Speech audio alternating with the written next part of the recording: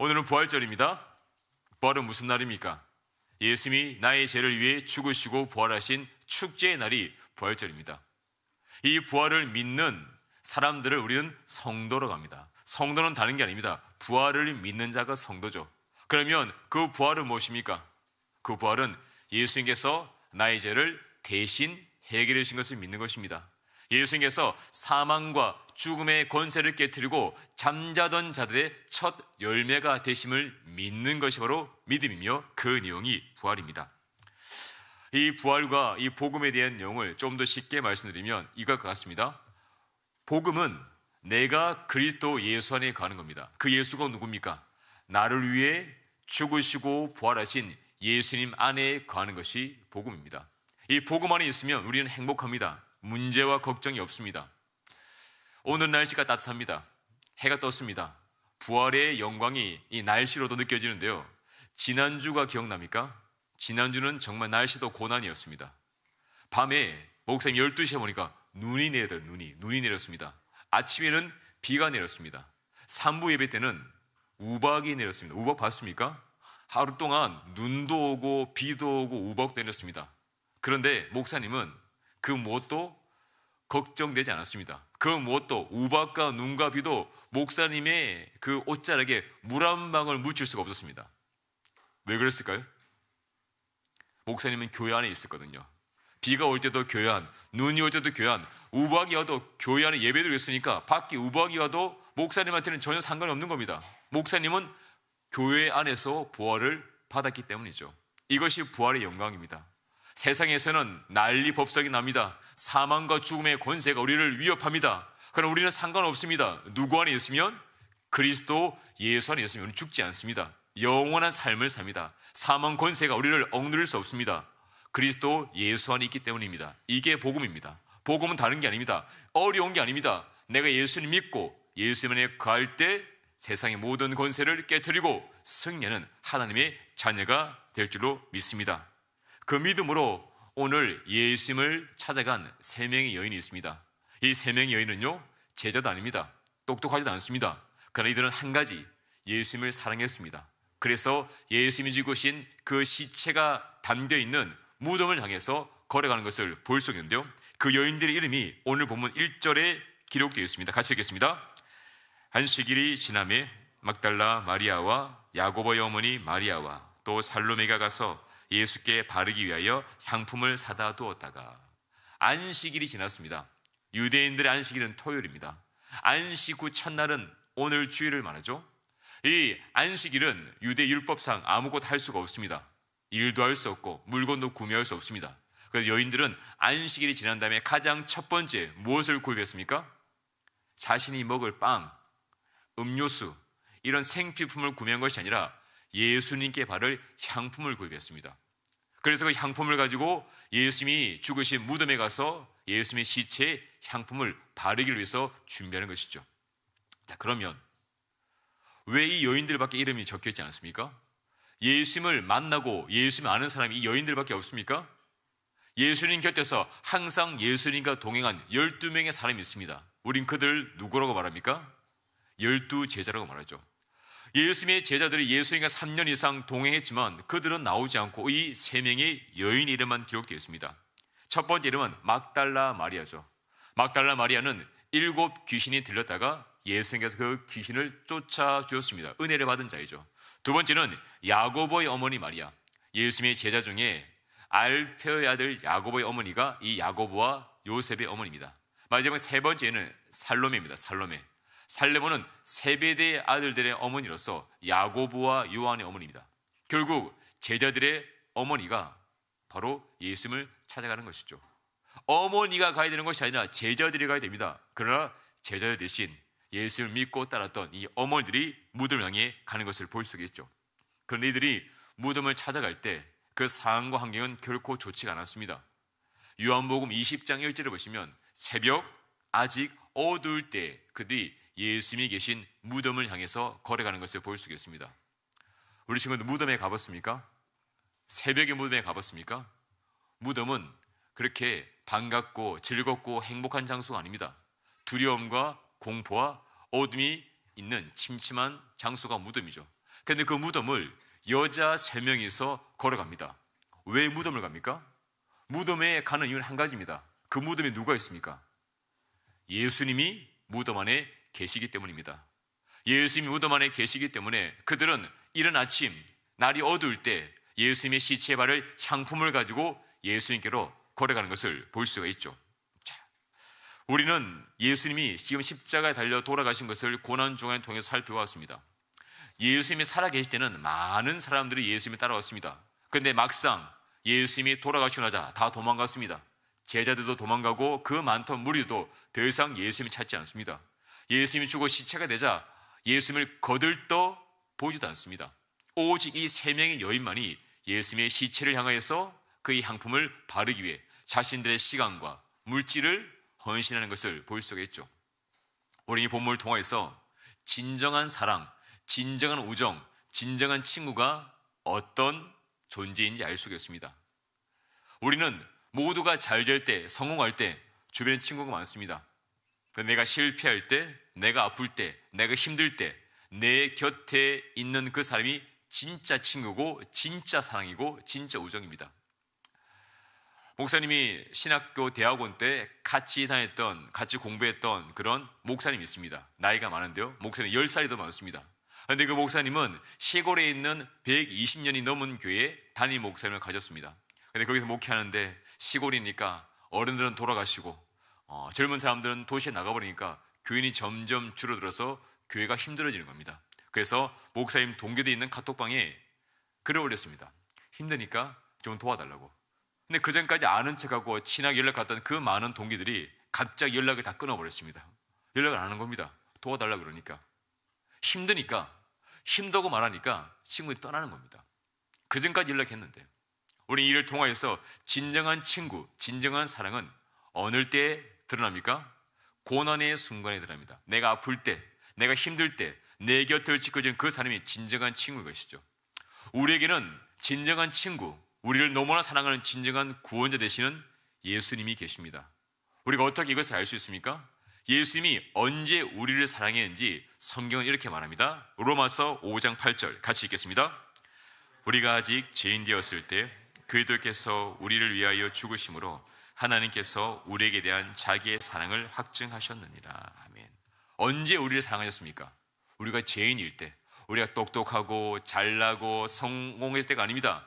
죄인으로서 죽어 지옥에 갈 수밖에 없는 그 비참한 존재일 때 예수님 우리를 이미 사랑했고 그때 우리를 위해서 죽으셨습니다. 그러면서 내가 너를 사랑한다, 이 사랑을 확증해 주신 것을 알 수가 있죠. 우리가 죄인이 되어서 사랑했는데 우리가 이렇게 예비하고 주를 찬양하면 주님이 얼마나 우리를 사랑하시겠습니까? 얼마나 우리를 칭찬하시면서 은혜를 베풀어 주시겠습니까? 우리는 그 믿음 안에서 주님께 지금 예비하고 나아가고 있는 줄로 믿습니다. 그래서 여인들은 믿음으로 무덤을 찾아갔습니다. 향품을 준비했습니다. 정성껏 준비했습니다. 더 이상 여인들을 가로막을 수 있는 것은 아무것도 없습니다.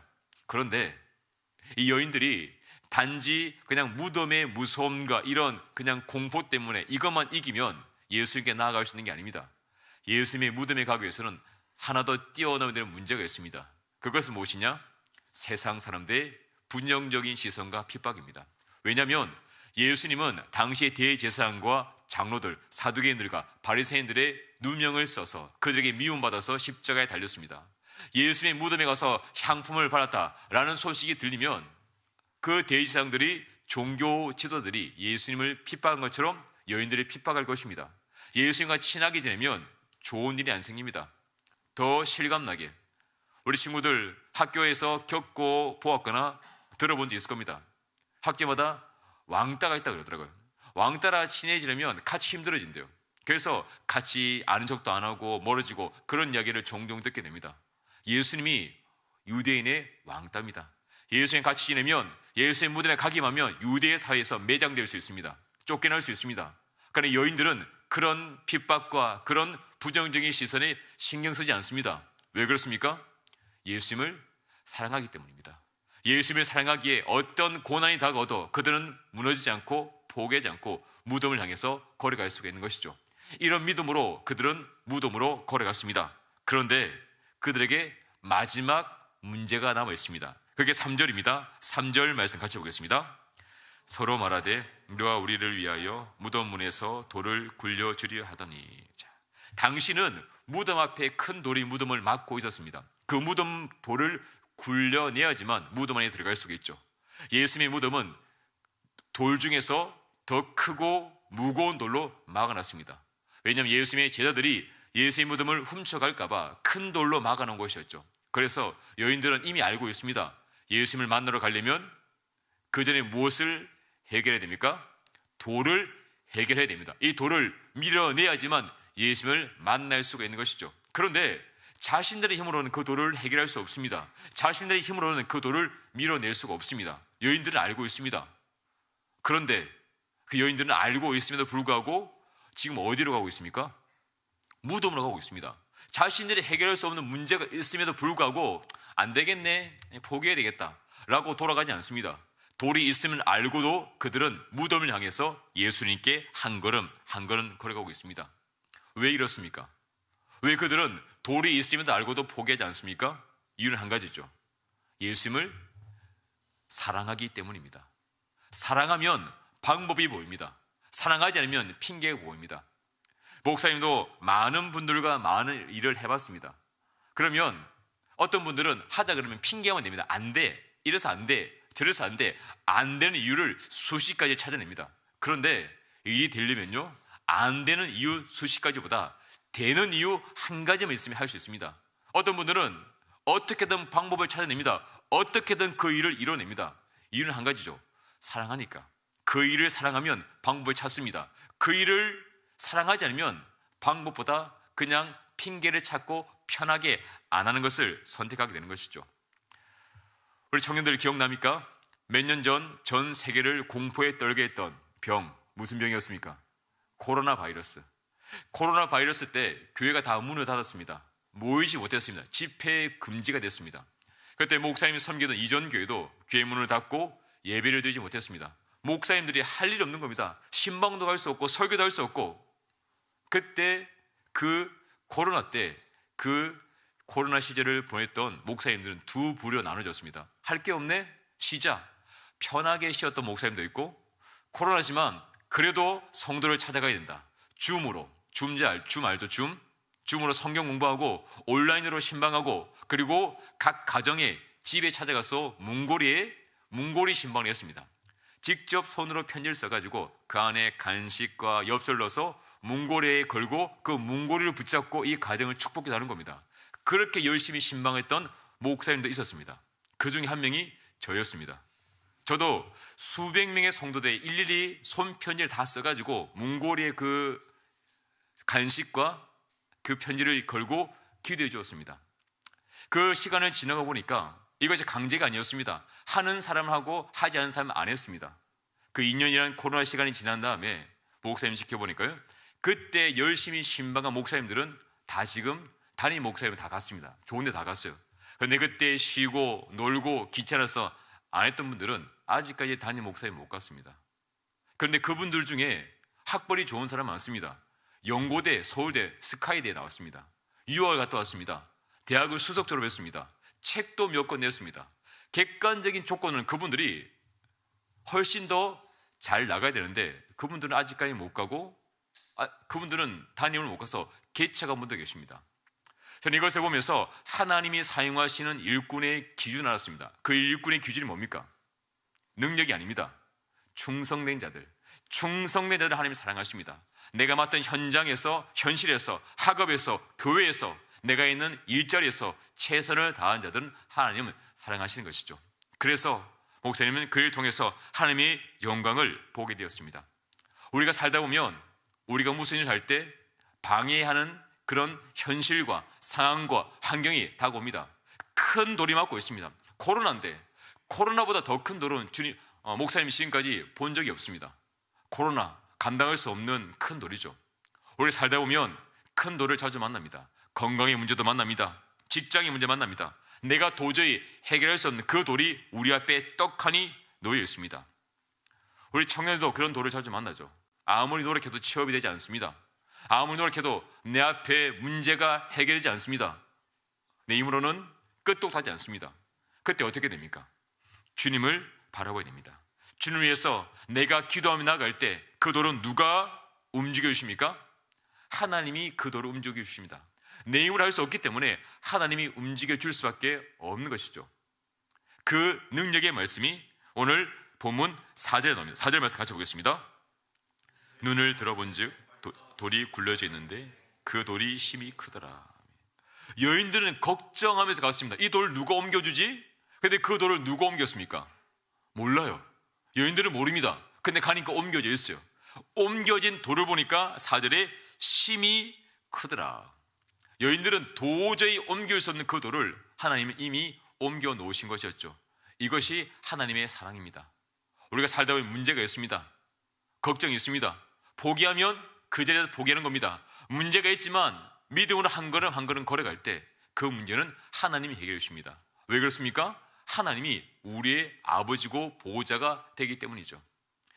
목사님도 자녀를 키우다 보니까 아이들이 학교에서 칭찬받을 때도 있지만 가끔 문제가 발생하면 학교에서 전화가 옵니다. 왜 전화가 옵니까? 부모님 데려오는 거죠. 보호자 오라는 겁니다.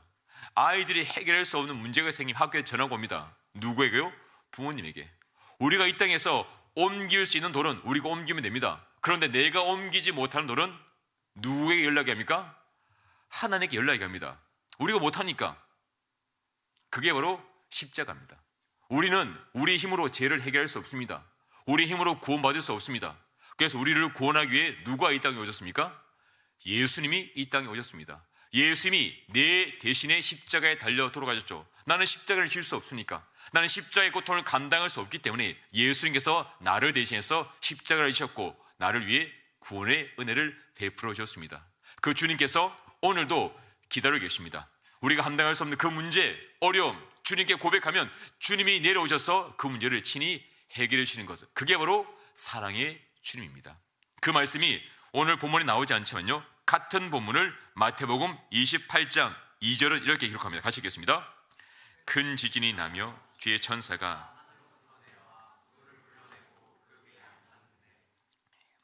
하늘에서 누가 내려왔습니까? 천사가 내려왔습니다.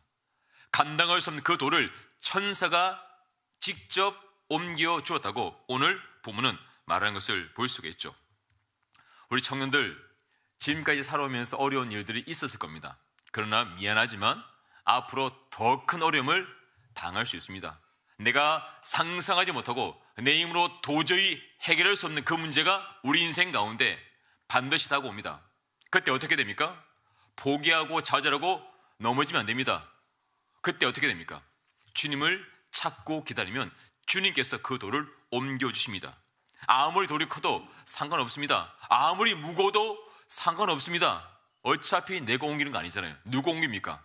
하나님이 누굴 보내어서 천사를 보내어서 옮겨주십니다. 그래서 우리는 내 삶을 갈아먹는 문제가 크면 클수록 더 손 놓고 어차피 내 힘으로 안 되는데 왜 걱정합니까? 주님께 맡기는 겁니다. 그럼 천사가 그 돌이 아무리 크다도 산산조각 내어서 그 돌을 옮겨줄 줄 믿습니다.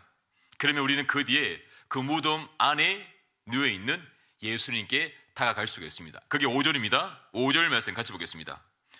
무덤에 들어가서 흰옷을 입은 한 청년이 우편에 앉은 것을 보고 놀라매. 무덤에 들어갔습니다. 왜 무덤에 들어갑니까? 여인들은 무엇을 준비했습니까? 향품을 준비했습니다. 예수님의 시체에 그 향품을 바르려고 준비했습니다. 이 향품은 한두 푼 하는 게 아닙니다. 고난주간에 우리가 말씀 나눈 것처럼 이 향유옥합을 주님께 부은 여인을 통해서 그 향유가 300데나리온, 거금입니다. 이 비싼 향유를 준비해서 예수님 갔습니다. 근데 무덤 안에 예수님이 있을까요, 없을까요? 그것이 6절, 7절, 8절 말씀인데 우리 6절, 7절, 8절 우리 한 목소리 같이 한번 합독하겠습니다. 청년이 이르되 놀라지 말라. 너희가 십자가에 못 박이신 나사렛 예수를 찾는구나. 그가 살아나셨고 여기 계시지 아니하니라. 보라, 그를 두었던 곳이니라. 가서 그의 제자들과 베드로에게 이르기를 예수께서 너희보다 먼저 갈릴리로 가시나니 전에 너희에게 말씀하신 대로 너희가 거기서 배우리라 하는지라. 여들이 몹시 놀라 떨며 나와 무덤에서 도망하고 무서워하여 아무에게 아무 말도 하지 못하더라. 아멘. 여인들은 누굴 만나러 갔습니까? 예수님 만나러 갔습니다. 예수님의 시체를 보기 위해 갔는데 무덤 안에 예수님이 그 시체가 있습니까? 없습니까? 없습니다. 자신들의 기대가 무너졌습니다. 자신들의 계획이 무너졌습니다. 자신들이 원한 일이 이루어지지 않습니다. 나는 예수를 만나기 위해서 이 새벽에 고생하면서 내 돈 들여 내 시간 들여 향품을 준비해서 왔는데 예수님이 없어요. 어떻게 합니까? 헛수고가 되는 거죠. 모든 것이 무너져 내리는 것 같습니다. 그런데 기억해야 됩니다. 예수님이 그때 그곳에 시체로 누워있는 것이 더 좋은 일입니까? 예수님이 부활하신 것이 더 좋은 일입니까? 예수님이 부활하신 게 좋은 일이죠. 여인들의 계획이 무너지는 것이 더 좋은 일입니다. 내가 향품을 준비했지만 이 향품이 헛수고가 되는 게 더 좋은 일입니다. 내가 예수를 만나기 위해 새벽부터 일찍 일어나서 걸어왔지만 시체로 누워있는 예수님을 못 만나는 것이 더 잘된 일이라는 거죠. 왜 그렇습니까? 예수님이 부활하셨기 때문입니다. 예수님의 뜻이 이루어졌기 때문이죠. 우리 청년들은 준비하고 기도하고 노력하는 일들이 있습니다. 그것이 이루어지면 할렐루야 감사하면 됩니다. 그런데 내가 원하는 일들이 이루어지지 않습니다. 그러면 더 크게 할렐루야 라고 감사하면 됩니다. 왜 그렇습니까? 내 뜻이 아니라 하나님의 뜻이 이루어지고 있기 때문이죠. 그게 믿음입니다. 그래서 성도는 낙심하지 않습니다. 내 뜻이 이루어지지 않아도 좌절하지 않습니다. 더 크고 위대하신 하나님의 계획이 내 삶 가운데 일어나고 있기 때문이죠. 그래서 우리는 기도를 멈추지 않습니다. 왜 기도를 멈추지 않습니까? 기도하는 그 순간 하나님 일하심을 믿고 신뢰하고 따라갈 수가 있죠. 우리 성도의 삶 가운데 실패는 단 한순간, 바로 기도를 멈추는 그 순간밖에 없습니다. 기도를 멈추지 않는 순간 우리는 항상 그 길에서 승리할 수 있으며 하나님을 따라갈 수가 있기 때문이죠. 오늘 보면 6절에서 8절까지 읽어보았을 때 이 천사들이 여인들에게 당부한 세 가지 부탁이 있습니다. 첫 번째, 예수님이 부활에 대한 사실입니다. 6절에 보시면요, 말이 깁니다. 너희가 십자가에 못 박히신 나사렛 예수를 찾는구나. 그가 어떻게 했습니까? 살아나셨고 여기 계시지 아니하니라.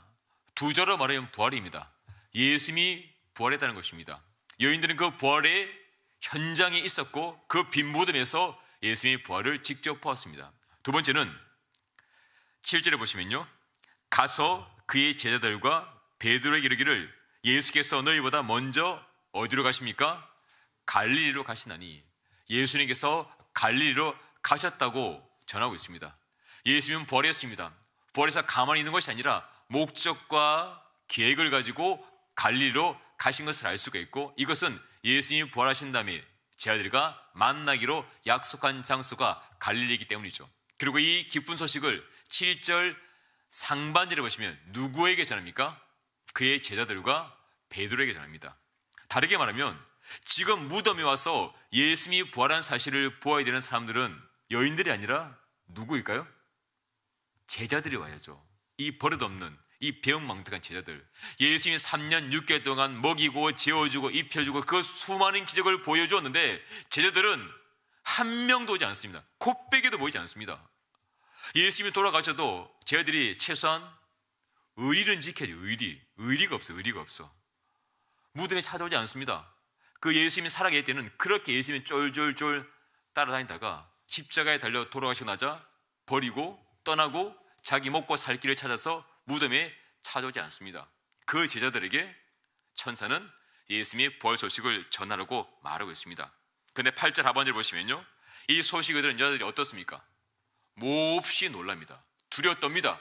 무덤에 도망갑니다. 무서워서 아무에게 아무 말도 하지 못합니다. 생각해 보세요. 어디에서 천사를 만났습니까? 어디에서 만났습니까? 무덤에서 만났습니다. 무덤에서 만나면 천사가 나타나도 귀신처럼 보일 수 있습니다. 흰옷 입었지, 흰옷. 우리 흰옷 입으면, 우리 옛날에 보면 흰옷 입으면 머리 길게 풀어넘치고 나타나는 게 있지 않습니까? 무덤에서 흰옷 입은 사람을 보았으면 무섭죠. 두렵습니다. 여인들이 제정신이 아닌 겁니다. 그래서 천사의 말을 듣고도 무서워서 도망갔습니다. 그러나 이 여인들이 이 무서움 가운데 낙심하는 것이 아니라 정신을 차리고 믿음을 회복하고 천사의 말에 순종하는 것이 누가복음 24장 9절 10절 말씀입니다. 같이 보겠습니다. 무덤에서 돌아가 모든 것을 열한 사도와 친 마리아 또 그들과 함께한 다른 여자들도 이것을 사도들에게 알리니라. 자, 무덤에서 돌아갔습니다. 그러면서 어떻게 합니까? 모든 사도에게 살아계신 것을 말하고 있습니다. 네, 이것이 여인들의 순종이죠. 여인들은 두려웠지만 두려움에 좌절하지 않습니다. 믿음으로 극복하고 나아간 것을 볼 수가 있죠. 이렇게 우리는 예수님이 부활하신 사실을 안 나와야 됩니다. 네, 빨리 나오네. 부활의 사실을 전해야 됩니다. 복음은 전하는 것입니다. 부활의 기쁜 소식은 전해야 됩니다. 전하지 않으면 부활이 아니고 기쁨이 아닌 것이죠. 목사님도 보면 가끔 카톡에 보면 어느 순간부터 D 플러스 며칠 이렇게 적혀있는 청년들이 있습니다. 왜 적힐까요? 뭐가 생겼죠. 뭐가 생기니까 D 플러스 며칠 되는 겁니다. 결혼한 부부들은 D 플러스 며칠이라면 대부분의 경우는 아기가 태어나면 D 플러스 며칠입니다. 기쁘니까 카톡에 자랑하는 겁니다. 전하는 겁니다. 사진도 바뀝니다. 왜? 즐거우니까, 행복하니까. 우리가 부활하신 예수를 만났습니다. 기쁩니다. 행복합니다. 그러면 전하게 되는 것이죠. 나 예수님 만났어. 예수님 부활했어. 이것보다 기쁜 소식은 없습니다. 이것보다 행복한 소식은 없습니다. 그러니까 전하지 않을 수가 없는 겁니다. 내가 만나는 친구, 부모님 모두에게 예수님이 부활하셨습니다. 날 위해 죽으셨고 날 위해 부활했다는 그 사실을 전하지 않고는 견딜 수가 없는 것이죠. 그래서 부활절은 우리 기독교에서 가장 큰 축제입니다. 가장 큰 기쁨이고 가장 큰 자랑이 바로 부활이 되는 것이죠. 비록 내가 돈이 많지 않고, 비록 내가 취업과 결혼과 성공과, 비록 내가 키가 작아도, 내가 가진 것이 없어도 내가 자랑할 것은 무엇입니까? 부활하신 예수님입니다. 우리 그 예수를 전하는 것입니다. 아무리 세상 사람들이 돈과 명예를 많이 가져도 그들은 예수가 없습니다. 자랑할 것이 없습니다. 그들이 자랑하는 것은 잠시 후에 없어집니다. 사라집니다. 하지만 우리가 전하는 예수는 영원합니다. 그 예수님은 영원한 생명이자 영원한 구세주이기 때문이죠. 우리는 그 부활을 믿습니다. 할렐루야. 아멘. 그 부활이기 때문에 예배하는 겁니다. 그 부활 없으면 빨리 나가서 벚꽃놀이하고 놀고 축구하고 취미생활하면 됩니다. 왜 이 주일날 한금 같은 시간에 예배당에 앉아 있습니까? 그 이유는 한 가지입니다. 예수님이 부활하셨기 때문입니다. 그 부활의 내용이 고린도전서 15장 19절 20절 나옵니다. 같이 보겠습니다. 만일 그리스도 안에서 우리가 바라는 것이 다만 이 세상의 삶뿐이며 모든 사람 가운데 우리가 더 불쌍한 자이리라. 그러나 이제 그리스도께서 죽은 자 가운데서 다시 살아나사 잠자는 자들의 첫 열매가 되셨도다. 아멘. 자, 만일 그리스도 안에서 우리가 바라는 것이 다만 이 세상의 삶뿐이면, 이걸 요약하면 부활이 없으면 우리는 더욱 불쌍한 자이리라. 가장 불쌍한 자입니다. 부활이 없는데 예배하고 기도하고 찬양하고 전도하고 헌금하고 헌신하고 봉사하고 이것처럼 바보 같은 삶은 없습니다. 가서 내 하고 싶은 대로 하세요. 마음껏 누리세요. 그냥 즐기세요. 왜? 부활이 없으면 그런 삶을 살아야 됩니다. 그러나 이제 그리스도께서 죽은 자 가운데서 다시 살아나셨습니다. 잠자던 자들의 첫 열매가 되었습니다. 그래서 우리는 불쌍한 자가 아닙니다. 가장 행복한 자입니다. 가장 즐겁고 가장 신나는 사람이 바로 하나님의 자녀, 구원받은 죄백성, 부활의 증인이 되는 것이죠. 우리는 부활을 통해서 우리 삶이 변화된 것을 느끼게 됩니다. 부활은 변화입니다. 생명입니다. 소망입니다. 예수님께서 부활하셨기 때문에 우리도 그 주님을 따라 부활할 수밖에 없는 것이죠. 이것은 막을 수 없습니다. 예수를 믿기만 하면 우리는 부활할 수밖에 없습니다. 목사님이 3월 말에 길을 지나가다가 개나리꽃이 피어 있는 것을 보았습니다. 너무 이쁘더라고요. 그런데 개나리가 몽우리 가지면서 한두 송이 피어 있습니다. 그런데 그 다음 주 지나가다 보니까 개나리가 만발이었습니다. 온 도로가 개나리꽃으로 퍼져 있는 겁니다. 너무 이뻐가지고 잠깐 내려 사진을 찍었습니다. 지난 시간에 보여줬는데 기억납니까? 개나리 사진, 이 사진입니다. 이 사진 바로 나와버렸네요. 민망하네요. 개나리가 나왔습니다. 이 개나리 사진 얼마나 기뻤는지 그마마 될 것 같습니다. 보면서 화가 나네요. 네. 개나리 사진인데 개나리 피는 것은 막을 수가 없습니다. 네, 봄이 되면 피는 겁니다. 예수님이 부활하셨기 때문에 예수를 믿는 우리가 부활하는 것도 그 누구도 막을 수 없습니다. 사단이 막을 수 없어요. 세상이 막을 수 없습니다. 어떤 권력자도 권세도 막을 수 없습니다. 예수를 믿기만 하면 우리도 예수님처럼 꽃피는 부활의 삶을 경험할 수밖에 없는 것이죠. 그 부활의 장소, 그 꽃피는 장소 바로 천국입니다. 우리는 그 주님 따라서 그 영광스러운 천국에서 소망을 꽃피우는 하나님의 자녀가 되는 것이죠. 우리는 믿음을 말미암아 소망의 약속받은 백성이 되었습니다. 소망이 무엇입니까? 내 현실의 모습, 현실의 상황에 매이지 않는 겁니다. 이 세상에 끝나지 않습니다. 우리의 소망은 이 땅이 아닙니다. 우리나라가 설사 어떤 상황 가운데 놓여있다 할지라도 우리의 소망은 변하지 않습니다. 비록 내 육체가 병들고 심지어 죽음 앞에 죽는다 할지라도 우리의 소망은 꺾이지 않습니다. 그 소망이 바로 부활이기 때문입니다. 우리가 죽음의 위기 가운데 고통 가운데 있을수록 그 소망은 더 크게 빛나고 또 아름답게 향기를 발휘할 수밖에 없는 것이죠. 그래서 우리는 그 부활의 소망을 간직한 하나님의 자녀입니다. 두 번째, 그 소망은 무엇입니까? 천국에서 영원한 삶을 사는 것입니다. 우리는 이 땅에서 살다 끝나는 그런 하루살이 같은 인생이 아닙니다. 우리는 영원한 삶을 사는 영원한 하나님의 자녀입니다. 그래서 우리는 죽음 앞에 이렇게 담대하게 선포할 수 있습니다. 고린도 전서 15장 55절 이렇게 나옵니다. 사망아 너의 승리가 어디 있냐? 사망아 너의 쏘는 것이 어디 있느냐? 죽음아 달려와봐라. 우린 죽음을 두려워하지 않습니다. 우린 죽으면 어디 갑니까? 천국 가는 거죠.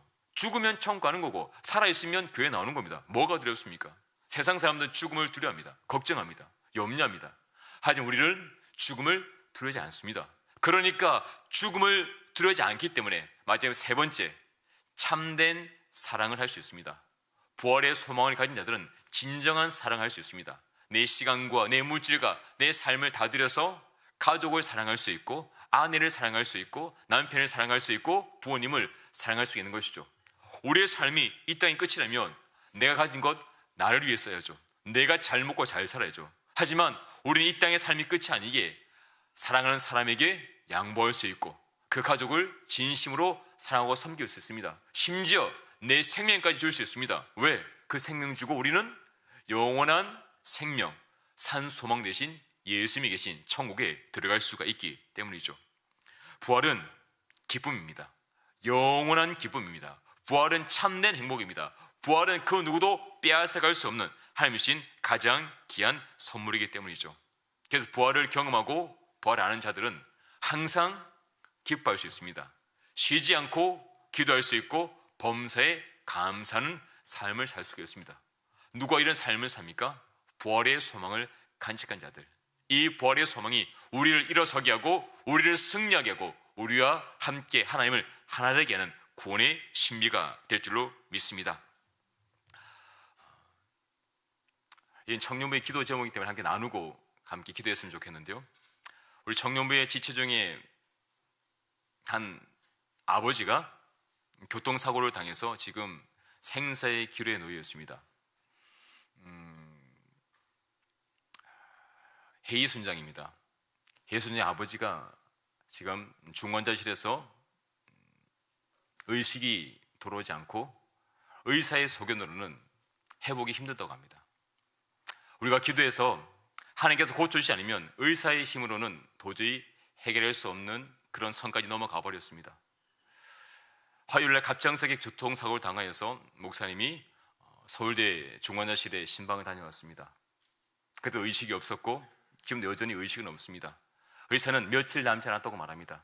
그래서 너무나 힘들어서 금요일날 서울대학병원 중환자실에 가서 예배를 드리고 가족과 함께 제 복음을 전하고 왔습니다. 안타까운 것은 아버지가 그 중환자실에 누우시기 전까지 복음은 들었지만 아직까지 교회에 나와서 그 입술로 고백하지 못했습니다. 예수님을 나의 구주로 고백하지 못했습니다.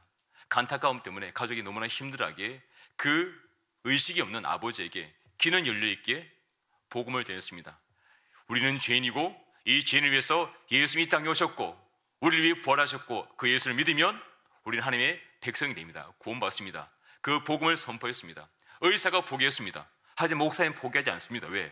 의사는 그 육체를 보고 포기하지만 그 영혼은 살아있기에, 아직까지 호흡하고 있기에 그 영혼에게 복음을 전하였고, 그 영혼이 귀가 열려서 그 복음을 받아들이면 구원받게 되기 때문입니다. 온 가족이 간절히 모여서 기도하고 복음을 전했습니다. 복음을 전한 다음에 그 오빠가 와서 아버지에게 얘기하더라고요. 아버지, 예수님 믿고 천국에 다시 만나자고. 그게 소망이라고. 회복되어지면 더 감사하고 은혜지만, 설사 회복되지 못하더라도 예수님 믿어야지만 천국에서 다시 만날 수 있기 때문입니다. 그리고 그 며느리 되는 분이 편지를 써 읽더라고요. 아버지, 예수님 믿고 천국과 다시 만나요. 이것이 부활의 복음입니다. 부활의 복음은 죽음 앞에서 좌절하지 않습니다. 죽음 앞에서 복음을 선포합니다. 예수를 믿게 되면 그 무엇도 우리를 막을 수가 없습니다. 이것이 바로 주님이 우리에게 계신 복음의 능력이기 때문이죠. 우리 아무리 건강해도 영원히 살지 않습니다. 내일을 모릅니다. 교통사고 언제 날지 모릅니다. 지금 땅이 꺼지는 시대입니다. 지진이 납니다. 산불이 납니다. 언제 무슨 일이 당할지 우리는 알지 못합니다. 우리가 할 수 있는 가장 귀한 일은 돈 버는 게 아닙니다. 복음을 전하는 것입니다. 그 복음을 믿고 복음 안에 사는 것입니다. 주를 알지 못한 가족이 있고 이웃이 있고 친구가 있다면 내가 할 수 있는 그에게 복음을 전하는 것입니다. 그래야 후회하지 않습니다. 해순장은 지금도 부모님의 영혼을 위해서 기도하고 있습니다. 우리도 함께 기도해서 하나님이 기적을 발휘해서 그 무덤에 큰 돌을 옮겨 놓으신 것처럼 하나님 역사하시면 살아날 수 있습니다. 그러나 하나님이 비록 우리의 뜻대로 그의 육체를 회복시키지 않는다 할지라도 그 영혼은 만나주셔서 구원의 은혜를 베푸시고 총에 다시 만날 수 있도록 우리 청렴에서 함께 기도하고 함께 하나님 행하신 일들을 고백할 수 있기를 간절히 부탁드립니다.